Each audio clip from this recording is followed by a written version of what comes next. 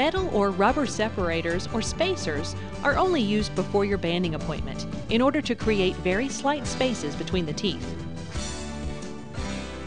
This created space makes it easier to place the metal bands, usually around the back teeth.